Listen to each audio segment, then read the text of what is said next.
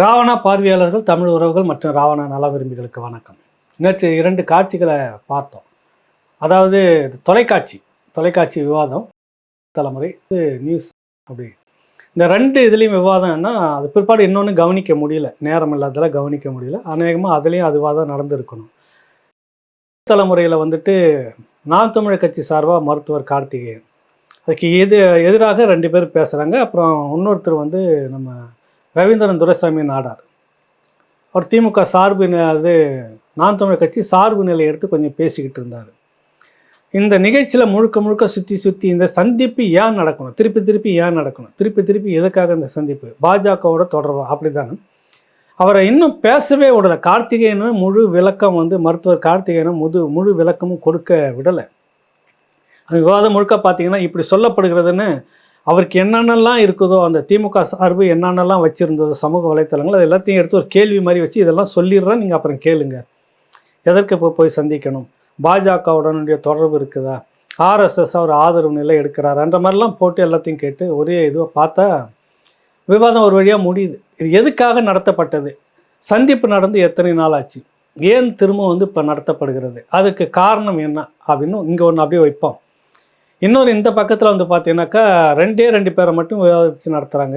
ஒன்று வந்துட்டு கம்யூனிஸ்ட் கட்சி சேர்ந்த தோழர் ஒருத்தர், அடுத்தது தம்பி இடும்பாவன கார்த்திக் நாம் தமிழர் சார்பாக. 2 பேர் தான் நல்ல விவாதத்தை நடத்தலாம், நல்ல டைம் கொடுத்து நடத்தலாம். அந்த மாதிரி தான் நினச்சிட்டு இருக்கிறப்ப அவர் வந்து விவாதிக்கிறாரு. முழுக்க குறுக்கீடு, நிறைய குறுக்கீடுகள். இந்த விவாதம் எதுக்கு, காவி சாயம் பூசப்படுகிறதா அப்படின்னா, கட்சியிலிருந்து பிரிந்து போனவர்களை பற்றியெல்லாம் சொல்லி ஏன் போகிறார்கள் அப்படின்னு ஒரு இது. அதுக்கு அடுத்தது வந்து பார்த்திங்கன்னா திருச்சியில் மாநாடு நடக்குது அப்படின்னு கொண்டுட்டு வராங்க.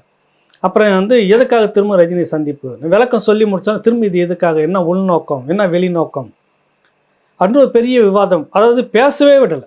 இந்த தரப்பில் பேச விடுறாங்க அப்படின்னா பேசவே விடலை. இப்போ நான் அது வந்து நாம் தமிழர் கட்சி இல்லை சீமான் அந்த ஆதரவுக்கு வக்காலத்து வாங்கிட்டுலாம் பேச வரல. தொலைக்காட்சியில் முதல்ல கலந்துக்கிட்டு இருந்தால் இப்போ ஏன் போகிறதில்ல அப்படின்னா, நம்ம போய் பேசினாவே முதல்ல நெறியாளர்கள் வந்து பதட்டப்படுறாங்க, பதிலை சொல்ல விடமாட்டு இருக்கிறாங்க. ஒரு பெரிய பதட்டம் அவங்கக்கிட்ட இருக்குது. என்ன காரணம்னே தெரியல. ஏதாவது சிக்கலாகிடுமோ அப்படின்னு பயப்படுறாங்க. நீங்கள் ஒரு விவாதம் வைக்கிறீங்க, கேள்வி கேட்குறீங்க, சரியான பதிலை சொல்ல அனுமதிக்கணும். முதல்ல 10 நிமிடம்னா 10 நிமிடம் பேச விட்டுட்டு நீங்கள் கேள்வி கேட்டிருக்கலாம், உங்களுக்கான நேரம் இருக்குது, நீங்கள் கேட்கலாம். ஆனால் தெரிந்தே இதெல்லாம் நடத்துது. இந்த விவாதத்தை பெரிய பேசுபொருளாக்கி இது மேலே களங்கத்தை வந்து சுமத்தணும், காவி தான் சீமான் அப்படின்னு நிரூபிக்கணும் அப்படின்னு பெரும்பாடு படுவதாக அந்த 2 காட்சிகளும் எனக்கு தெரிஞ்சது, புரிய வைத்தது. இது நேரடியாக அவங்க மேலே குறை சொல்கிறன்றதுன்னு இல்லை, அது ஏதோ ஒரு நிர்பந்தம் இருக்குது. ஏன் இத்தனை நாள் கழிச்சு இது விவாதம் அப்படின்றதுக்கு வந்து பார்த்திங்கன்னா, இன்னொரு பிரபலமான வார ஏடு காவி ட்ரெஸ்ஸில் சீமான் நிற்கிற மாதிரியும் ரஜினி பக்கத்தில் தோல் மேலே கை போட்டு நிற்கிற மாதிரியும் போட்டு ஒரு அட்டைப்படம். சரி, என்னடான்னு உள்ளே போய் பார்த்தீங்கன்னாக்கா கிட்டத்தட்ட ஒரு 30 பக்கத்துக்கு மேலே உதயநிதி இளைய தலைமுறை உதயசூரியன் வந்து என்னுடைய பிறந்த நாள் வாழ்த்து இதுவாகவே இருக்குது. ஒரு 30 பக்கத்துக்கு மேலே வாழ்த்து வாட்டியை வாங்கி உள்ளே போட்டுட்டு செய்தின்ற பேரில் கொஞ்சம் போட்டு ஒரு கட்டுரை. அதுக்காக திமுக தரப்பை வந்து திருப்திப்படுத்தணுன்றதுக்காக வேண்டி இந்த அட்டைப்படத்தை அப்படி வச்சு இவங்க செய்தாங்களா அப்படின்னு ஒரு சந்திப்பு. ஏற்கனவே அவர் இந்த ஒரு திரைப்படம் குறித்து விவாதம் வந்தது. நல்ல கருத்துக்களை சொல்லக்கூடியவராக இருக்கிறார், சந்திக்கணும் அப்படின்னு சொல்கிறாரு, சந்திக்கிறாங்க, அதுதான் விஷயம். அதை பற்றி வெளிப்படையாக சொல்லிட்டு போனால் முடிஞ்சு போச்சு. இந்துத்துவாவுக்கு ஆதரவாக இருக்கிறாரா, ஆர்எஸ்எஸ்க்கு ஆதரவாக இருக்கிறாரா போட்டு இஷ்டத்துக்கும் எழுதி பார்த்தா இப்போ இந்துத்துவாவுக்கு எதிராக ஆர்எஸ்எஸ் பின்னணியில் இருக்கக்கூடிய மத்திய அரசுக்கு இப்போ பெரிய சிக்கலாக இருக்கக்கூடிய அதானி விஷயத்தை பேசுவது நாம் தமிழர் கட்சி, விவாதிப்பது நாம் தமிழர் கட்சி. திமுக அதை மடைமாற்ற பார்க்கிறது. அந்த இதையெல்லாம் மடமாற்றுறதுக்காக தான் அந்த சீமான் ரஜினி சந்திப்பை பெருசாக ஊதி பெருக்கிக்கிட்டு இருக்கிறாங்க அப்படின்னு நம்ம எடுத்துக்கலாம். அதுதான் உண்மையும் கூட. சரி, இப்போ சீமான் சந்திப்பு, ரஜினி சந்திப்பு இந்த நாட்டுக்கு என்ன பாதகம் என்ன சாதகம் அதை பார்ப்போம். என்னென்னா ஒன்றுமே கிடையாது. அதனால் இந்த 2 பேர் சந்தித்ததால் நாளைக்கே வந்து இந்துத்துவா எல்லாமே, திமுகவை விட இந்துத்துவாவை வளர்த்தவர்கள் இந்த தமிழ்நாட்டில் வேறு யாருமே இருக்க முடியாது. பார்ப்பனத்தை தான் நானும் பாப்பாத்தி தான் சொன்ன செல்வி ஜெயலலிதா கூட இல்லை, அதை விட மிக சிறப்பாக நாங்கள் தான் செய்து கொண்டு வந்த புக் அடிக்காத குறையாக வந்து பிரச்சாரம் பண்ணிட்டு இருக்கிறது திமுக. சமீபத்தில் ஏவா வேலு திமுகவுடைய மூத்த அமைச்சர் அவர் சொல்கிறார், தமிழ்நாட்டில் பாஜக இன்று கால் ஊன்றி இப்படியெல்லாம் இருக்கிறது என்றதுக்கு காரணம் என்னவென்றால் அதுக்கு முக்கியத்துவம் யாருன்னு பார்த்தீங்கன்னா இந்து அறநிலையத்துறை அமைச்சர் சேகர் பாபு தான் அப்படின்னு சொல்லிட்டு பேசுகிறாரு. இந்துத்துவாவை நாங்கள் வளர்க்கிறோன்னு மறைமுகமாக பாஜகவுக்கு ஒரு உணர்த்தலை கொடுக்குறாங்க.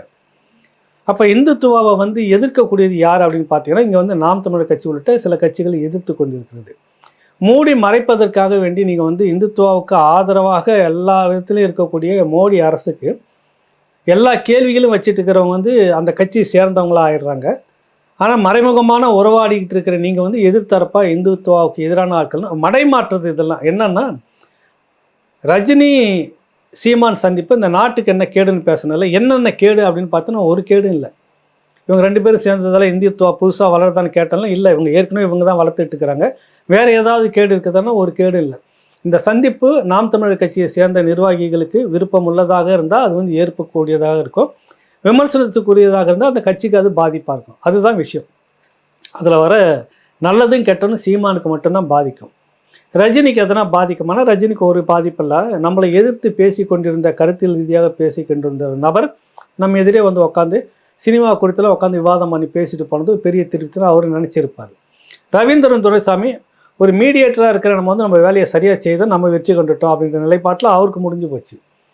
அதில் பாதிப்பு யாருக்குன்னா நாம் தமிழர் கட்சிக்கு. அது கூட பாதிப்பா அப்படின்னா சொல்ல முடியாது. அந்த கட்சியை சேர்ந்தவர்கள் அது விவாதித்து சரியாக தவறான்னு அவங்க பேசுகிறத பொறுத்து இருக்குது. மற்றபடி இந்த சமூகத்துக்கு இந்த நாட்டுக்கு வீட்டுக்கு ஏதாவது கேடு இருக்கிறதுனா ஒரு துளி கேடும் கிடையாது. ஆனால் அப்படியே அந்த பக்கம் வாங்க, அதானி ஸ்டாலின் அடுத்த மாப்பிள்ளை ரகசிய சந்திப்புன்னு பிரபலம் அதே வார ஏட்டில் தான் வந்திருந்தது. சந்திப்பு நடந்ததா இல்லையான்னு வெளிப்படைத்தன்மை ஒரு நாள் வந்திருக்காங்க, இங்கே சந்திச்சிருக்காங்க, பேசியிருக்காங்க. என்னத்துக்காக சந்தித்தாங்க அப்படின்றது வெளிப்படையாக முதலமைச்சர் அவர்கள் சொல்லணும் அப்படின்னு நிறைய எதிர்த்தரப்பு கேள்விகளை முன் வச்சிருந்தது. பாட்டாளி மக்கள் கட்சியும் கேள்விகளை முன்வைத்திருக்குது. அதற்கு இதுவரை ஒரு பதிலும் சொல்லவில்லை.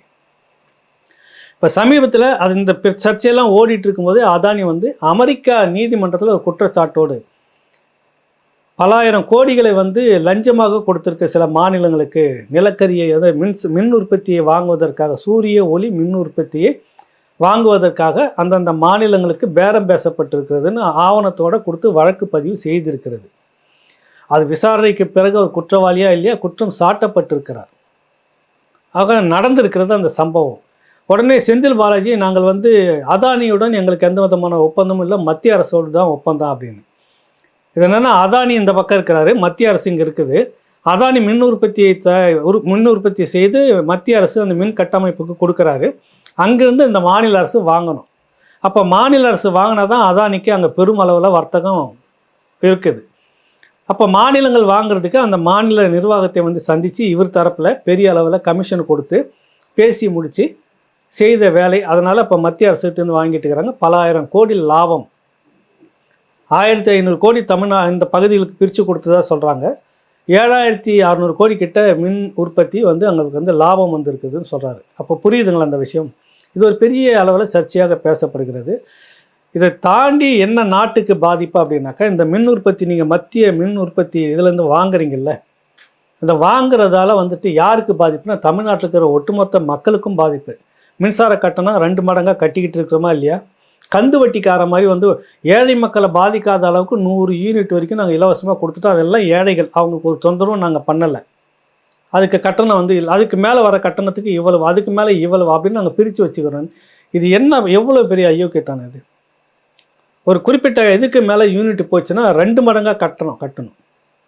அப்போ எவ்வளோ பேர் பாதிக்கிறாங்க? தொழில்துறை சார்ந்தவங்க எவ்வளோ பேர் பாதிக்கிறாங்க? ஒரு யூனிட் 7 ரூபா 8 ரூபா 10 ரூபான்ற மாதிரிலாம் அங்கங்கே இந்த தொழிற்சாலைக்கெல்லாம் வந்து இருக்குதுன்றப்ப இது எப்படி வந்து தாக்கு பிடிச்சி காலத்தை தள்ள முடியுற பெரிய கேள்வி இருக்கிறது. 2 ரூபாய் 3 ரூபாய்க்கு மின்சாரம் உற்பத்தி பண்ணி தரக்கூடிய ப்ராஜெக்ட்லாம் இதே தமிழ்நாட்டில் வந்து இதே மின்வாரியத்துறை அதிகாரிகள்லாம் சந்தித்து போட்டதுக்கான எவிடன்ஸ்லாம் இருக்குது. அப்போ அதானி ஸ்டாலின் மாப்பிள்ளை சந்தித்ததில் யாருக்கு வந்து நட்டம், யாருக்கு லாபம் பாருங்கள். பெரும்பகுதி மக்களுக்கு பாதிப்பு. அடுத்தது பரந்தூர் விமான நிலையம், அதை கிட்டத்தட்ட சீக்கிரமாக கிளியர் பண்ணி கொடுங்கன்னு ஒரு பெரிய அழுத்தத்தை கொடுத்துட்டு இருக்கிறார் அதானி. அதனுடைய ப்ராஜெக்ட் முழுக்க அங்கே தான் அவர் தான் செய்யணும். அதில் கிளை கான்ட்ராக்ட்னு சொல்லுவாங்க, சப் கான்ட்ராக்ட்னு சொல்லுவாங்க, ஒப்பந்தம், துணை கிளை ஒப்பந்தம்னு சொல்லிட்டு. இதில் வந்து பலாயிரம் கோடிகளை அடிக்கலாம். மண்ணை சுத்தம் பண்ணுறது, தரையை சுத்தம் சமமாக்குறது, மண்ணை கொண்டு போய் நிரப்புறது, அப்புறம் கட்டமைப்புகளை செய்கிறது, இப்படின்னு சொல்லிட்டு நிறைய வேலைகள் இதில் இருக்குது. அதில் சில பேருக்கு இங்கே இருக்கிறவங்களுக்கு கண்ணு, யாராருக்கு கண்ணுன்னா நீங்களும் நான் அதுக்குள்ளே போயிட முடியாது. ஆளுங்கட்சியை சேர்ந்த சில பேர் தான் அதுக்குள்ளார முக்கிய கண்ணு வச்சுக்கிட்டு அதனாலேயாவது வேண்டி சீக்கிரம் அந்த வேலையை வந்து அந்த மக்களை அடித்து உடச்சி எல்லாத்தையும் பிடுங்கி கொடுத்துடணும் அப்படின்ற பெரிய மும்முரத்தில் இருக்கிறாங்க. ஆக அங்கே விவசாய நிலமும் போகுது, அதனால் பெரிய வந்து பொருளாதார பாதிப்பு அவங்களுக்கு இருக்கிறது, விவசாய உற்பத்தி வந்து கெடுகிறது, சுற்றுச்சூழல் பாதிப்பு நிறைய வர இருக்கிறது, அந்த மக்கள் எல்லாம் நிலமற்றவர்களாக ஆக்கப்படுகிறார்கள், அதை ஒட்டி இருந்த வேலை வாய்ப்புகளும் பறிபோகிறது. இது இவ்வளோ பெரிய பாதிப்பு அந்த பக்கம் இருக்கிறது. அப்புறம் வந்து காட்டுப்பள்ளி துறைமுகம் விரிவாக்க அந்த விடயத்தில் வந்து பார்த்தீங்கன்னா, ஒரு வட சென்னையில் ஒரு பகுதி முழுக்க ஏற்கனவே 2021 பார்த்தீங்கன்னா மிக பெரும் மழை வெள்ளம் வந்ததில் ஒரு பெரும் பகுதி மூழ்கி போனதெல்லாம் பார்த்துருக்குறோம். இப்போ அது என்னென்னா, அந்த பக்கத்தில் வந்து துறைமுகம் விரிவாக்கன்றதுக்காக அந்த கழிவுநீர் இந்த பகுதி மழை வெள்ளம்லாம் போய் சேர்கிற இடத்த தடுத்து கட்டிக்கிட்டு குடியிருப்பு பகுதிகளாக மூழ்கி போகிற அளவுக்கு ஒரு பெரிய அழிச்சாட்டியத்தை பண்ணிகிட்டு இருக்கு அதானி. அந்த விடயத்தையும் வந்து விரிவாக்கம் பண்ணும்போது இன்னும் அந்த பகுதி மக்களுடைய இதெல்லாம் வந்து வாழ்வாதாரம் சுத்தமாக பாதிக்கும், அவங்கெல்லாம் கிட்டத்தட்ட விட்டுட்டு வெளியேறி போகக்கூடிய சூழ்நிலை வரும். அதானி வந்து விரிவாக்கம் பெரிய அளவில் போயிட்டுருக்கும். இப்போ அது யாருக்கு பாதிப்பு? 2 பேர் இவங்க சந்திக்கிறதால நாட்டுக்கு, இந்த மக்களுக்கு எல்லாருக்கும் பாதிப்பு. அவங்களுக்கு சுய அளவில் பெரிய அளவில் நிதி ஒதுங்கிடும், அது வேறு விஷயம். ஆனால் ரஜினி சீமான் சந்திப்பில் யாருக்கு இதில் பாதிப்பு? பேசுனது அதுக்கு முத்திரை குத்துனதோடு நிற்கிது. இந்துத்துவாவை சேர்ந்தவராயிட்டார் சீமான், ஒரு காவி உடைக்குள்ளே போயிட்டார், பாஜக ஆதரவுக்குள்ளே போகிறாரு. பாஜக கூட மறைமுகமாக நேரடியாக கூட்டணி வைக்கும்போது இந்த விமர்சனத்தை நீங்கள் வச்சிங்கன்னா அது ஏற்புடையதாக இருக்கலாம். ஆனால் இந்த பக்கம் பார்த்தீங்கன்னாக்கா அதுக்கான வாய்ப்பே இல்லை. வேட்பாளர்கள் போட்டுட்டு முழுக்க முழுக்க மத்திய மாநில அரசுகளை எதிர்த்து தான் அவர் பிரச்சாரம் பண்ணிக்கிட்டு இருக்கிறார். இப்போ இந்த அதானி விவகாரத்தை மிகப்பெரிய கண்டன அறிக்கையை கொடுத்ததே நாம் தமிழர் கட்சி. அப்படி இருக்கும்போது மோடிக்கு, இந்துத்துவாவுக்கு, அந்த அரசுக்கு, அந்த கட்டமைப்புக்கு ஆதரவாக இருக்கக்கூடிய அதானியை எதிர்க்க வேண்டிய விஷயம் ஏன் வருது? ஆனால் இதெல்லாம் தாண்டி இந்த விவாதத்தை ஏன் நடத்துகிறாங்க? இங்கே தான் மக்கள் தெளிவாக புரிஞ்சுக்கணும். யாரோ ஒருத்தர் அது சீமான் மேலே விமர்சனம் இருக்குது, இல்லை அவர் சரியாக நல்லவரா கெட்டவரா அது அப்பாற்பட்டது, நீங்கள் எல்லாம் பேசிகிட்டு இருக்கிற மாதிரியே இருக்கட்டும். இப்போ இந்த சந்திப்பால் இந்த மக்களுக்கு என்ன பாதகம் வந்துடுச்சு? பாதகம்னா அது அவருக்கு தான் பாதகமாக. இந்த விமர்சனத்தை இப்போ சந்திக்கிற பாதகம் வந்திருக்குங்களா, எதிர்கொள்கிற பாதகம் வந்திருக்குங்களா? கட்சிக்குள்ளாரே சில பேருக்கு பிடிக்கும் பிடிக்காதுன்ற மாதிரி ஒரு சூழ்நிலை உருவாகி பேசி முடித்து அது ஒரு விவாதம் போயிட்டு இருக்குங்களா? எல்லோரும் வெளிப்படையாக வந்து அது சொல்லிட்டார், விளக்கம் சொல்லிட்டார். இது ஒரு சாதாரண சந்திப்பு, திரைப்படம் குறித்து பேசினா முடிஞ்சு போச்சு. அது கூட கட்சிக்குள்ளே கூட கசப்பு இருக்காது, இதில் என்ன இருக்குது அப்படின்ற மாதிரி தான் முடிஞ்சு போச்சு அந்த விஷயம். அதை முடிந்து போன விஷயத்தை ஏன் பூதாகரமாக ஆக்கணும்னா, சமீபமாக இந்த அதானி லஞ்சம் கொடுத்த விவகாரம் பெரிய சர்ச்சையாக இருக்குது.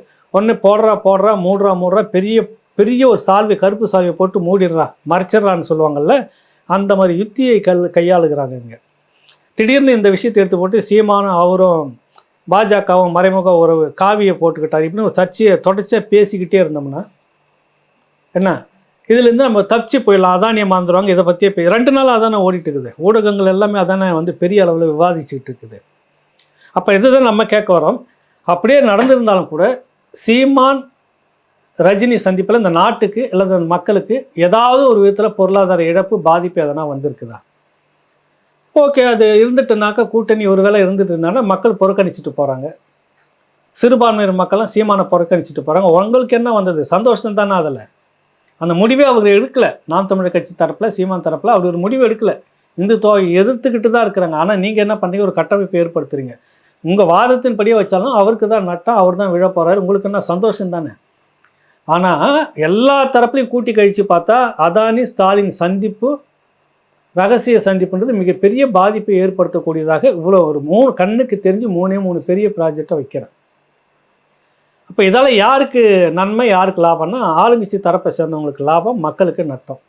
இதை இல்லை விவாதிச்சிருக்கணும் ஊடகங்கள், இது இல்லை பேசுபொருளாக்கி இருக்கணும், இதெல்லாம் மக்கள்கிட்ட கொண்டு போய் சேர்த்துருக்கணும். சேர்த்தோம்னா 35 பக்கம் விளம்பரம் நீங்களாக கொடுப்பீங்க, நானாக கொடுப்பேன். இதுதான் இங்கே இருக்கக்கூடிய அரசியல். சம்மந்தமே இல்லாமல் உடனே திருச்சியில் ஒரு போட்டி மாநாடு நடந்திருக்கு. சரி, இங்கேருந்து போன சகோதரர்கள் அவங்க தனியாக நடத்துகிறாங்க, அது ஒரு சகோதர யுத்தம் மாதிரி அவங்களுக்குள்ளார. நீங்கள் சொல்லிக்குவீங்கள திமுக திராவிடத்துக்குள்ளே சகோதர யுத்தம் நடக்கும் அப்படின்லாம் பேசுகிறீங்களா? அந்த மாதிரி நடந்திருக்கு. அவங்க ஆரம்பிச்சுக்கிறாங்க. 2 இடத்துல நடந்த நிகழ்ச்சி, 2 இடத்துல நல்ல கூட்டம். ஓகே, மகிழ்ச்சி இருந்துட்டு போ. உங்களுக்கு என்ன அதில் வந்தது பங்கு? திமுக ஐடிவிங்க முழுக்க சகோதரர் ராஜீவ்காந்தி உட்பட அதுக்கு போடுறாரு. செந்தில் பாலாஜி வந்து அந்த கட்சியிலேருந்து ஒரு பகுதி பிரிஞ்சு வந்து சேர்றாங்க. இதெல்லாம் திமுக செய்யக்கூடிய வேலையா? இந்த கேள்விகள்லாம் வருது இல்லை? இதை ஏன் பேசு பொருளாக்குறீங்க? இவ்வளோ பெரிய விஷயம் என்ன இருக்குது? உங்கள் திமுகக்குள்ளார எவ்வளோ கொமைச்சல் இருக்குது, எவ்வளோ உள்கட்சி உள்ள நடந்துக்கிட்டு இருக்குது. இதை தாண்டி ஒன்றும் இல்லைன்ற மாதிரி நீங்கள் எப்படிலாம் காட்டிக்கிட்டு இருக்கீங்க, அதெல்லாம் பேசு பொருளாக்கலாம், விவாதிக்கலாம் இல்லை. நான் இப்போவும் சொல்கிறேன், சீமான் மேலே சில தவறுகள் இருக்கிறது. இந்த மாதிரியான பிரிஞ்சு போகிறதுக்கான காரணம் அதுக்கு முன்னாடி கூப்பிட்டு ஒரு 10 நிமிடம் உட்காந்து பேச, அரை நாளாக கூட உட்காந்து பேசி முடித்து ஒரு முடிவுக்கு வாங்க.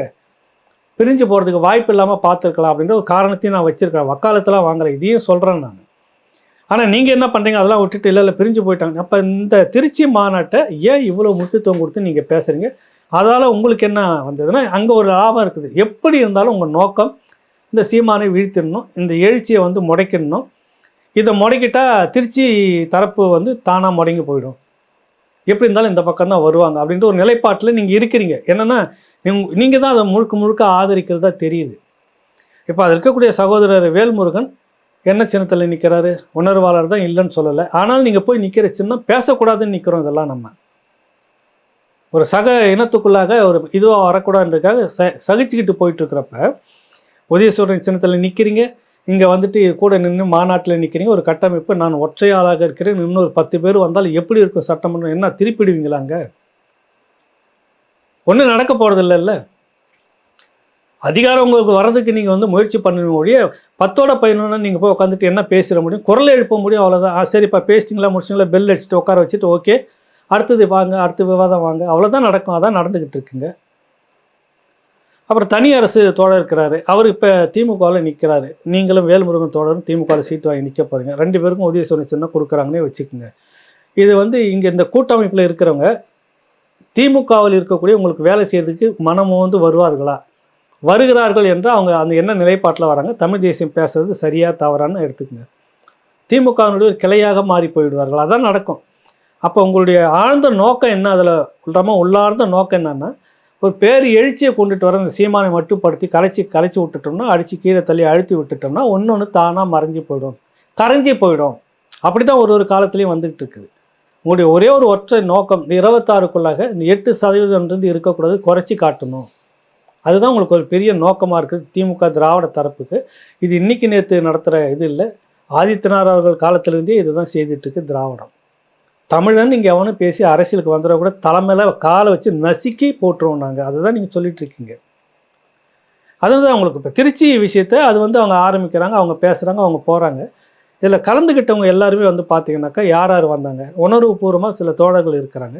தனியரசு தோழர் அவரும் என்னென்னா அரசியல் களத்தில் நிற்கக்கூடிய தோழர் வேல்முருகனும். 2 பேரும் திமுக ஆதரவு சார்பில் நிற்கிறீங்க.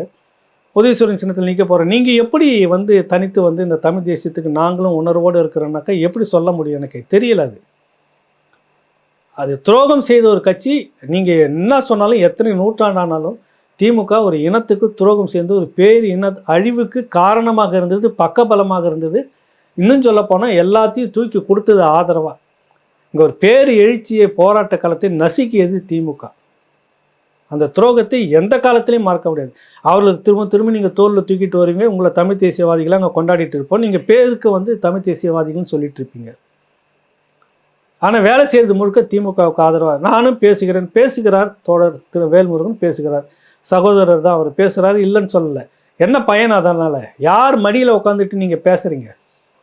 பாரிசாலன் பேசும்போது என்னால் அப்படி பேச முடியலன்ற அந்த ஆதங்கம் ஏன் உங்களுக்கு வர வேண்டும்? பாரிசாலனை போல நீங்களும் இல்லை பேசியிருக்கணும். சரி, இந்த ஒரு நிலைப்பாடு வருது 26 இன்னும் நீங்கள் செய்கிறீங்க. பாரிசாலன் உள்ளிட்டவர்கள் வந்து உங்களுக்கு ஓட்டுக்கு வேலை செய்வாங்க, பிரச்சாரம் பண்ணுவாங்களா? இவரும் தமிழர் தான், தமிழருக்காக இவர் வந்து நிற்கணும் அப்படின்னா திமுகவில் இருக்கிற எத்தனையோ தமிழர்களுக்கு வேலை செஞ்சுட்டு போகலாமா நேரடியாக? அவங்களும் தமிழர்கள் இருக்கிறாங்களே.